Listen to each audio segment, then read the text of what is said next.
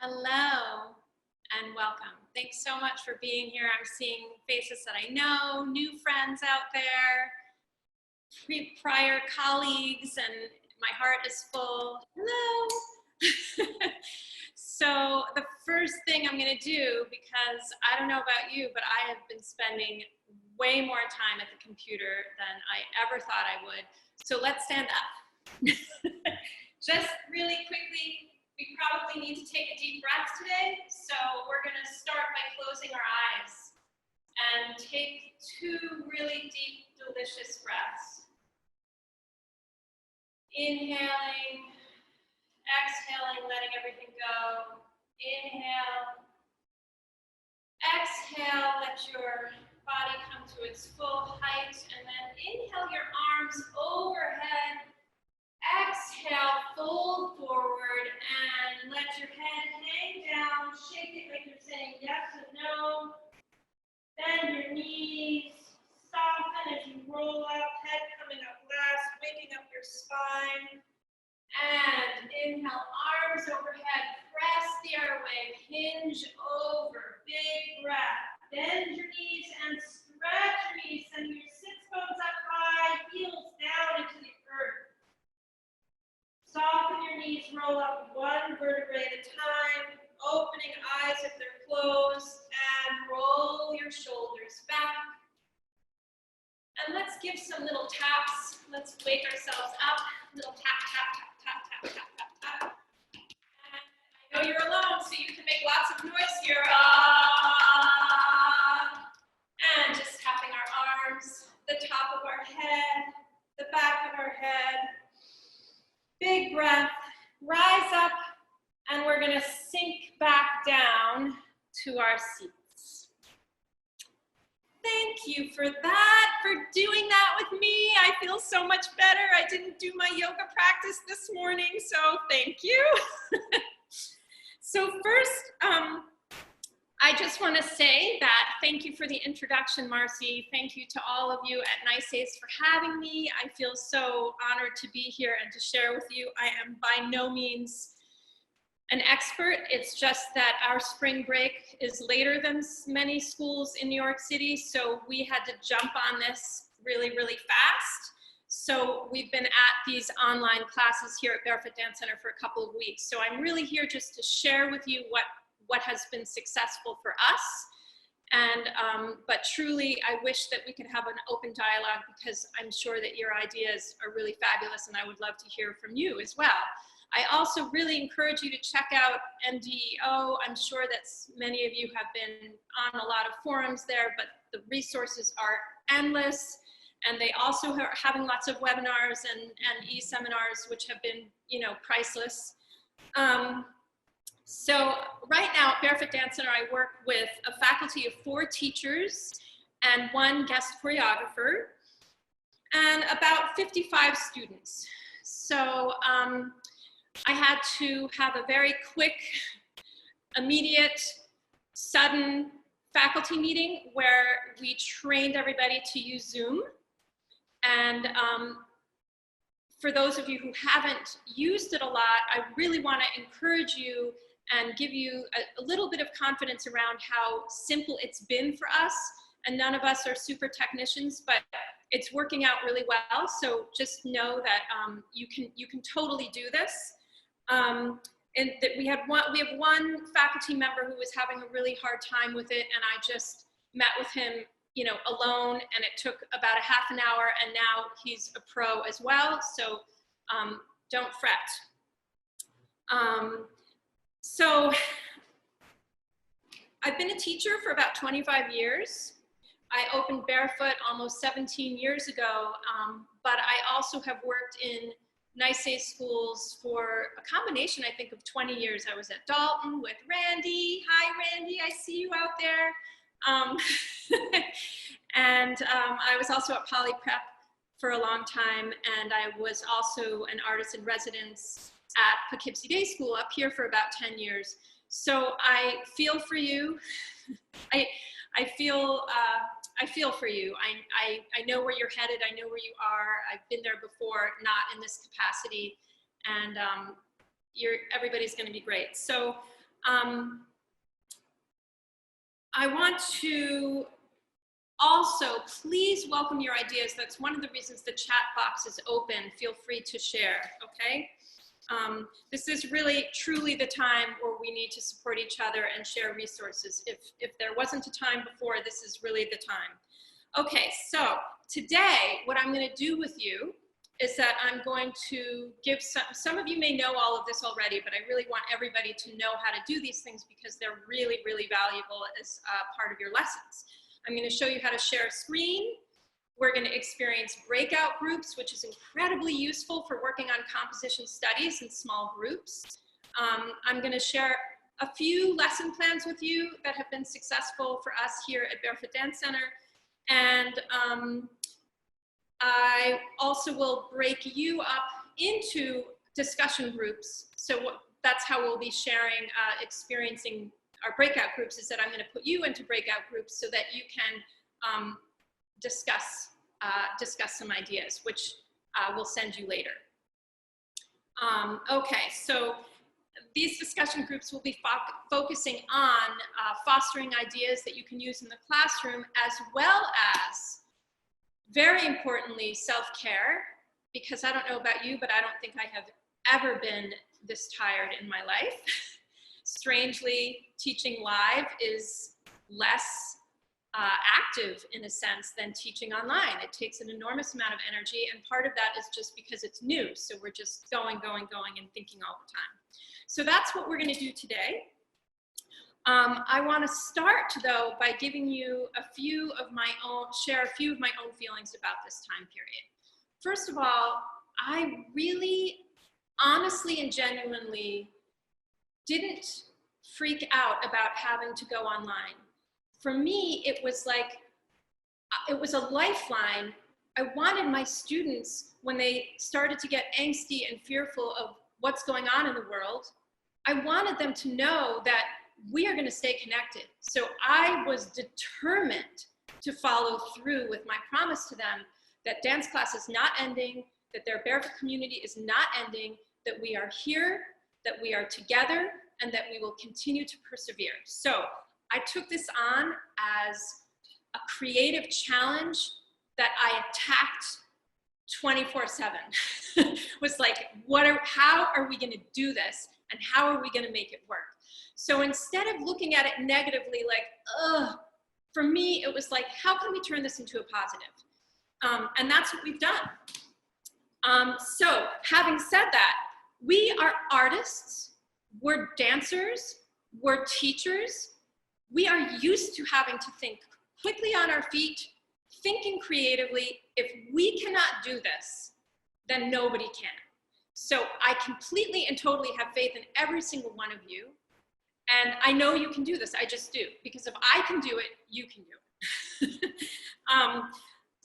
One of the other things that's really important is that during this unstable time where all of us are feeling a little bit like the ground is being moved underneath us, and not, by the way, just moving once, but it seems every day it gets moved with something else, right? So this is really a superpower that we have in the ability to ground our students physically in their bodies. And that is something that we are very, very good at. And by the way, when we ground them, we ground ourselves. So it's a really nice reciprocal relationship.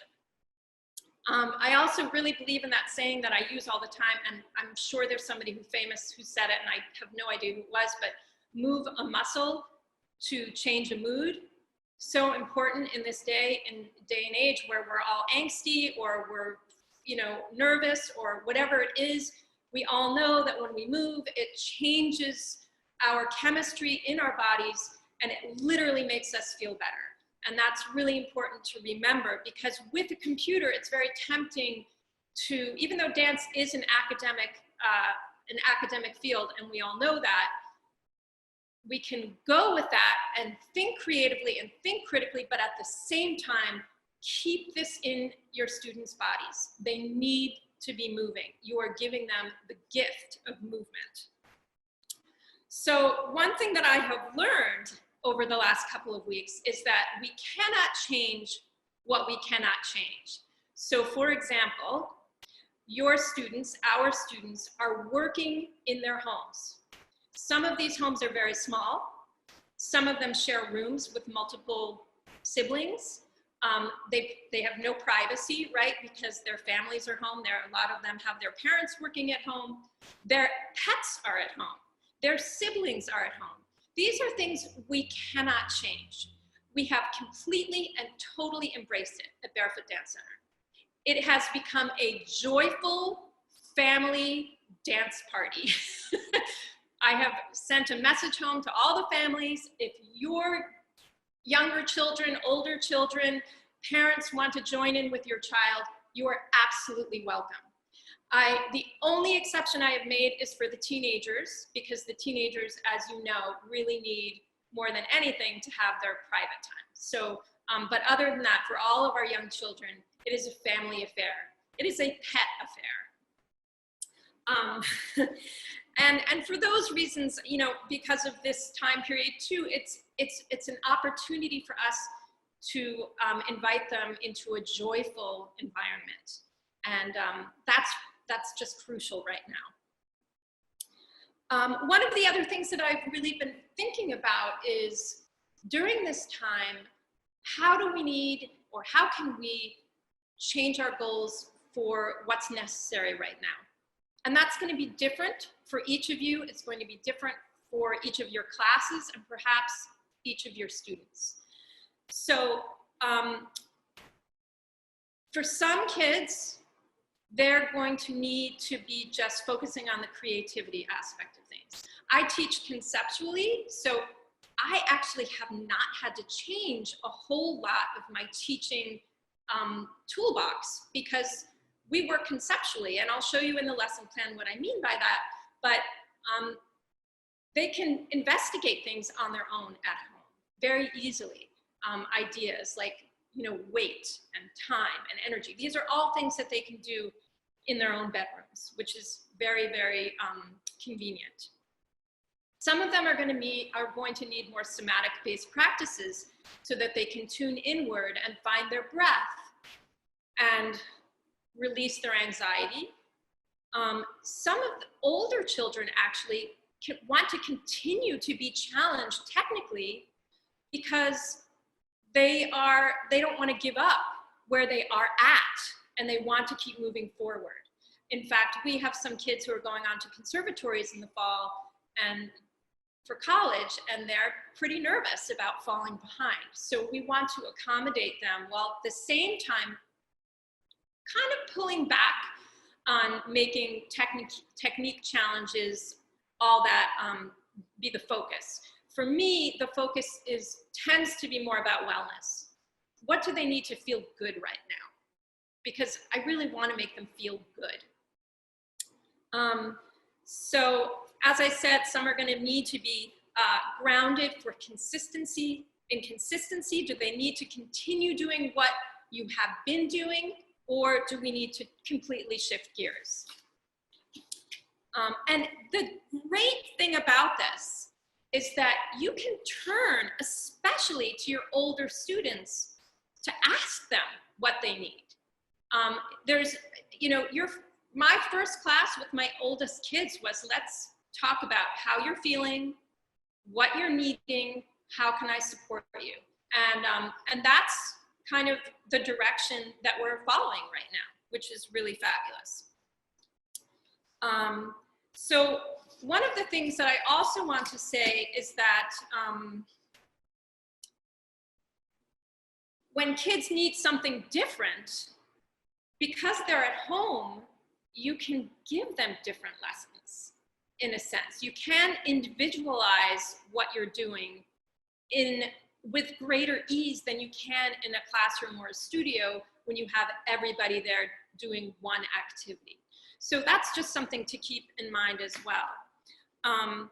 So one of the questions that you're going to be looking at later in your breakout groups is, what can you do now that you couldn't do before?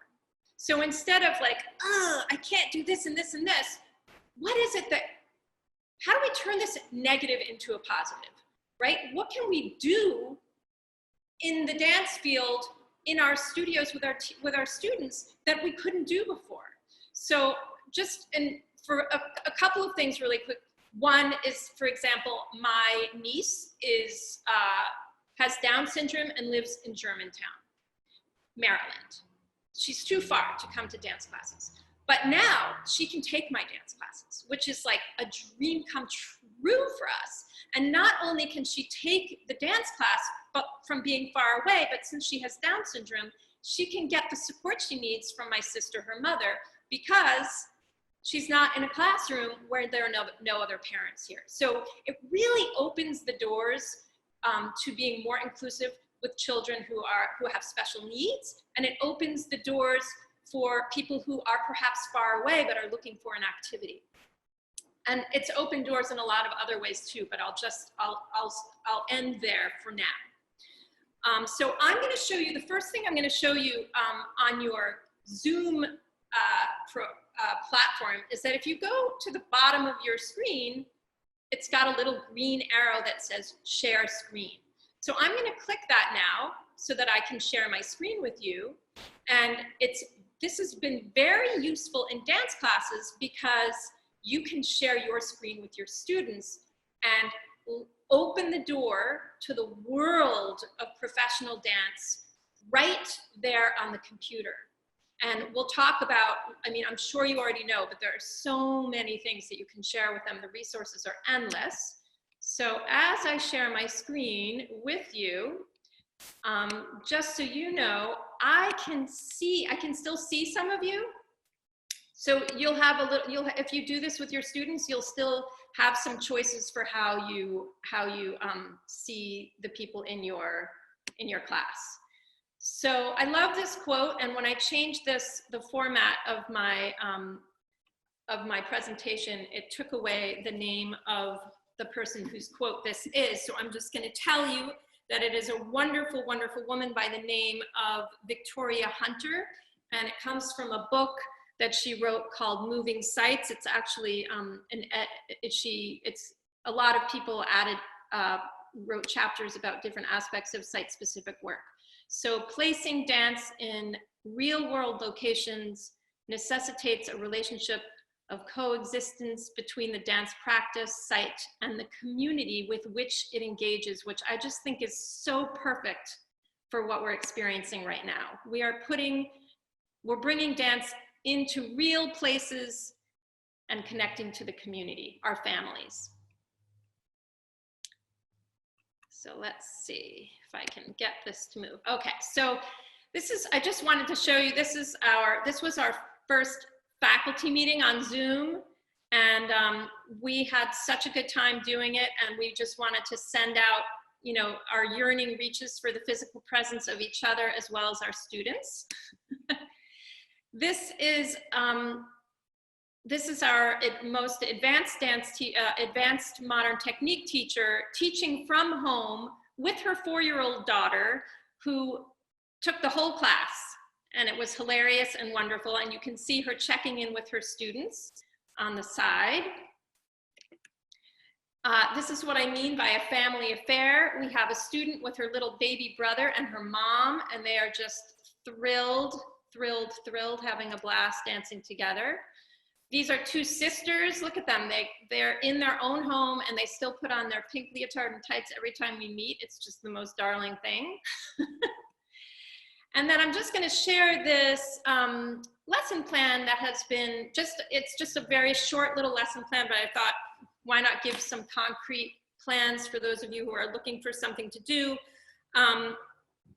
So this is really based on a LMA exercise in a sense. We read this book. We read this book, How Do You Dance If You Don't Know It? It's a wonderful book because it really is all about moving your body creatively in all different ways, which is fabulous to read to young children. And then we gave them an exercise. We played a scavenger hunt with them. Scavenger hunts have been fantastic because it connects them to their home, and it is fun and entertaining. And then we use it to explore dynamics and qualities and all other things. So the lesson, this scavenger hunt, I asked them to find something in their house that was sticky,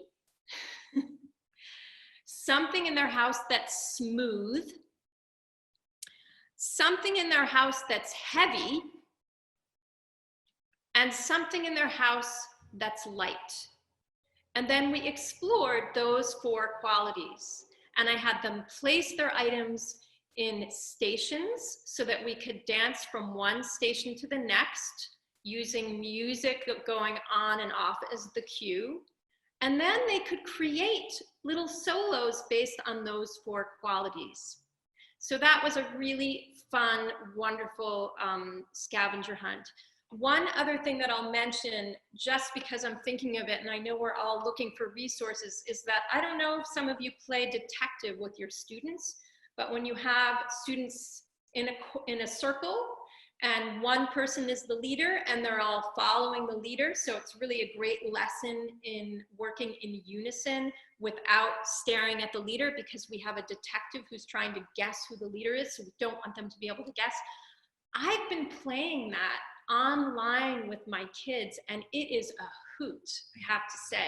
I can private message one of the kids and say, you're the leader, and I can private message one of the other kids to say, you're the detective, and I explain to them that if you don't get a private message from me, you are a follower, and our job is to trick the detective. And I was terrified when I first did it. I thought this could really be a disaster, and they're kind of young enough that you don't really want to have a disaster. But it works, and we've been doing it, and it's fabulous. So that's another great, great teaching tool. So this is our creative ballet teacher did this wonderful thing. Her name is Harriet Meyer. She, by the way, had never used Zoom before. This was for her first lesson. I shouldn't say that because it could be intimidating because she's so good, but don't be intimidated, be inspired. She decided that she wanted to share her screen and give her exercises in the center of the room and video herself doing that, because she wanted to be able to watch her students. So here's an incredible opportunity for us dance teachers. Think about how every time you teach and you want to be able to watch the dancers more, but you can't because you're demonstrating. Imagine how much more feedback you can give to the kids by taking yourself out of the mix and observing. So she has them do their bar by following this video that she made, and then she can actually give corrections through her video because she can watch. So it's been really wonderful. And if somebody gets confused, it's like she's in 2 places at once. She's literally in 2 places at once. It's a miracle. So I'm just going to show you a little bit of her video because she's just fabulous. Ready for the second side dégagé. Close back, close back, close front, close back to the back. Back, front, back, front. Roll through the feet. Reverse. And here to finish. Good job, dancers. Dancers, how did you get up there? No, you can stay up there because we're about to do ronde-jambs, and it'll be good for you to be able to see the whole shape of the ronde-jambe. What shape does a ronde-jambe make? I guess it's like a half circle, a capital letter D. All right, so for our ronde-jambs, we start in first position. I love her dog barking in the background, by the way. That's just the best thing ever. So here's another little lesson plan we've been working on with our kind of middle school kids is we decided who loves technology in the dance world? Merce Cunningham. So here we are taking live class, well, it's not a live class, but a pre-recorded class of Merce Cunningham giving an elementary modern dance class in the Cunningham style, obviously. So I did this with my students. Every time I thought it was a little tricky, I could stop and I could talk about it. We could break it down. They could ask questions, I could support, and it was so much fun, and they're just loving it. After we took the class, we watched Merce Cunningham in a short interview, and then after the short interview, I showed them a short clip of his choreography, and the kids made a huge list of all of the different words that came to them when speaking about his style and what they noticed, what they observed, all of those wonderful words. And a lot of them, you know, angular, sharp, all of these words came about. And then I asked them to go ahead and work on a solo, which they shared with each other at the end of class. So that's another thing. And this last thing I want to share with you is pretty exciting. We have a teen dance company, and our guest choreographer was due to start working with them to put a piece on them the very first week that we went online. So the choreographer, Leslie Sachs, and I discussed what we should do, and we decided that she should alter her choreography to be made for small spaces. So she's having each kid work with a chair, and so she's just kind of taken it in that direction. And this is a rehearsal. We won't watch the whole thing, but just to get a sense of how you can work with older students, and you can actually choreograph a piece on them right now. Head goes down, and now wait 8 counts. Here's your 1, 2, waiting. 7 counts to rise.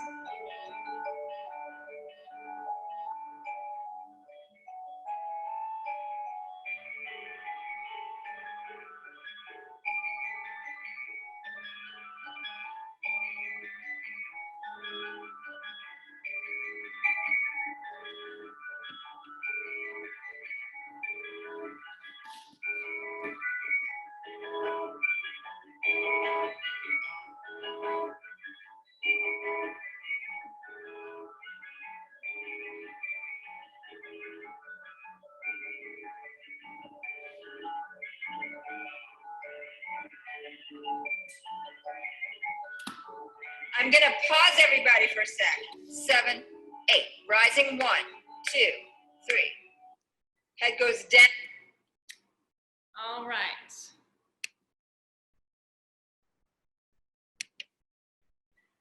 Oops. So funny, when I stop sharing and I'm looking at you, I'm like, it looks the same as it did before. Did I stop my share? So welcome back. I hope that gave you some ideas.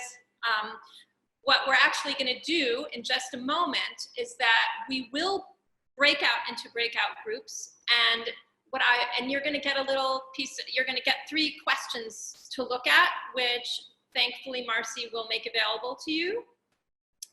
And it's an opportunity for you to talk with each other, because I think that's what we need more than anything else, actually, is to talk with each other, brainstorm about ideas, and come up with some solid, concrete material that you can use in your work.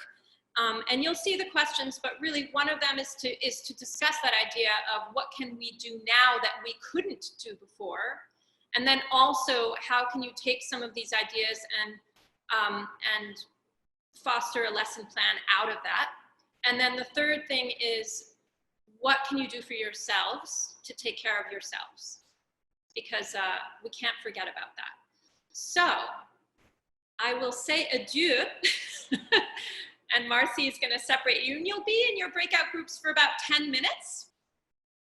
We will send you a warning when we're finishing up, and then bring you back in 10 minutes, right, Jessie? Is that what you want? Yeah, and you'll see if you need help, you can send a message out. I can't remember what it's called, at the top of the screen. Do you remember?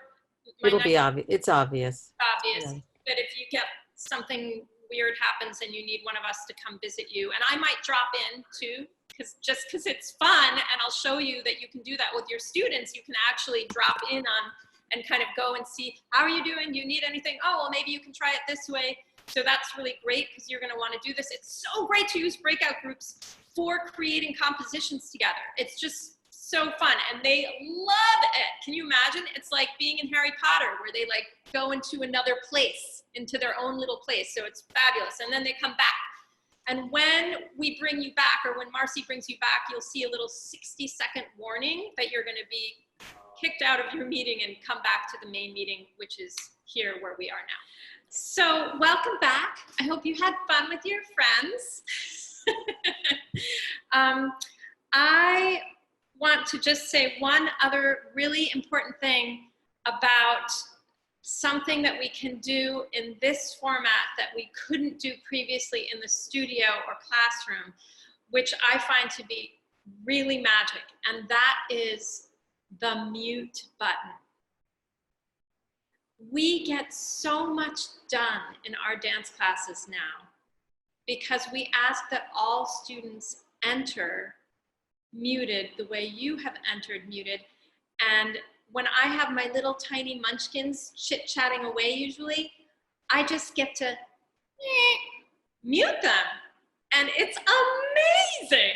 So I just want you to take full advantage of that tool because it literally is magic.